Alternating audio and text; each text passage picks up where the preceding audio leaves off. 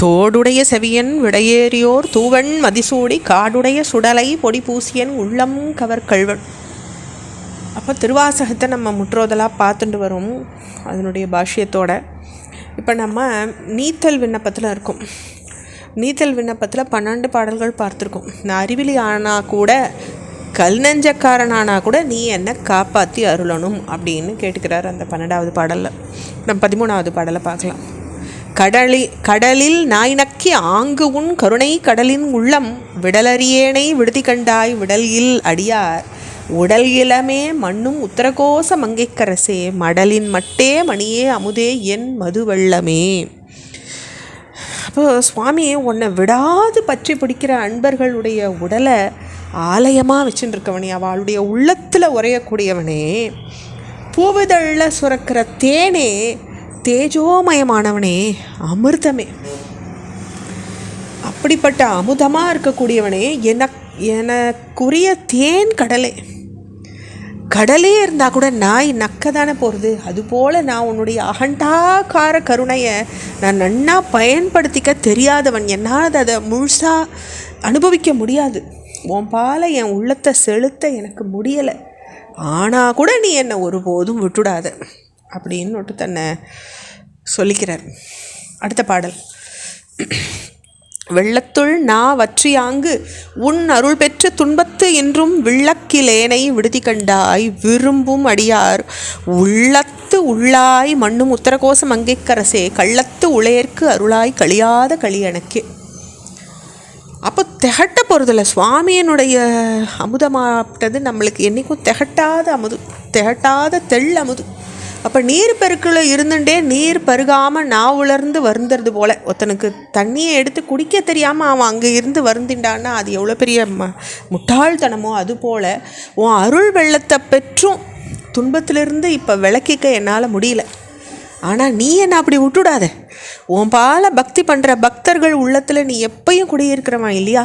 பொறிகளில் கட்டுண்டு கிடக்கிற என்ன உன் பேரானந்தத்தை கொடுத்து அருளுப்பா அப்படின்னு சொல்கிறார் இந்த பாடலில். அடுத்த பாடல்.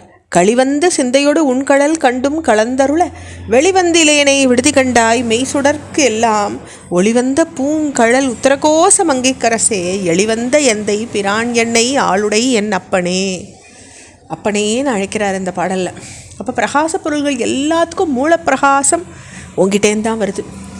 எனக்கு அப்பனாக இருந்து காத்தருள்றவனே, என்னை உன் மயமாக்கிறதுக்கு நீ எழுந்தருளி நான் மகிழ்வோடு பார்த்தேன் இல்லையா. ஆனால் ஒன்னில் கலந்துக்காத இந்த உலகை விட்டு வெளியே கிளம்புறதுக்கு நான் இன்னும் ஆயத்தமாக இல்லையே. அத்தகைய என்னை நீக்கிடாத நீ நினைவு கொண்டு என்னை ஆட்கொள்ளுப்பா அப்படின்னு கேட்டுக்கிறார். ஆளுடை என் அப்பனே அப்படின்னு முடிக்கிறார். என்னை அப்பா அஞ்சல் என்பவர் இன்றி நின்று எய்த்து அலைந்தேன் மின்னை ஒப்பாய் விட்டெழுதி கண்டாய் ஓமைக்கின் மெய்யே உன்னை ஒப்பாய் மண்ணும் உத்தரகோச மங்கைக்கரசே அன்னை ஒப்பாய் எனக்கு அத்தன் ஒப்பாய் என் அரும்பொருளே. அன்னை நீ அத்தன் நீங்கிறார். அப்பன்ற வார்த்தை இங்கே அத்தன்னு சொல்கிறார். அப்போ தாயும் தந்தையுமா எனக்கு இருக்கக்கூடியவனே, அஞ்சாதேன்னு என்னை சொல்லக்கூடியவனே, என்னை விட்டுடாத, நீ தான் எனக்கு எல்லாம். அப்படி இருக்கும் பொழுது சீர்தூக்கி பார்க்கறச்சே மெய்ப்பொருளே உனக்கு நீ தான் நிகராக இருக்க. எனக்கு தாயாகவும் தந்தையாகவும் இருக்க, அரும்பொருளாக இருக்க.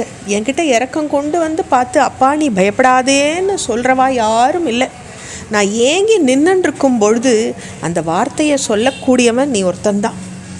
அப்படி நான் இழைச்சி அலையும் பொழுது பரிதாபத்துக்குரிய என்ன நீ கை விட்டுடாதப்பா அப்படின்னு சொல்கிறார் இந்த பாடலில். அடுத்த பாடல். பொருளே தமியேன் புகலிடமே நின் புகழ் இழழ்வார் வெருளே என்னை விட்டெழுதி கண்டாய் மெய்மையார் விழுங்கும் அருளே அணி பொழில் உத்தரகோச மங்கைக்கரசே இருளே வெளியே ஈகாம் பரமாகி இருந்தவனே. அப்போ உள்ளும் புறமும் இருக்கக்கூடியவன் அந்த ஈசன் தான். இறைவனோட முறையாக இணக்கம் வைக்க தெரியாத வாளுக்கு அவன் பயங்கர ஸ்வரூபியாக இருக்கான். எல்லா முரண்பாடுகளுக்கும் வேறுபடுற நிலைகள் எல்லாத்துக்கும் உறைவிடமாக ஈசன் இருக்கான். அப்போ அவனை உணர்ந்த வாளுக்கு அவன் உள்ளும் புறமுமாக இருக்கான். உணராத வாளுக்கு பயங்கர ஸ்வரூபியாக இருக்கான்னு இந்த பாடலில் சொல்கிறார். தொடர்ச்சியை நம்ம அடுத்த பகுதியில் பார்க்கலாம். ஓம் நம சிவாய்.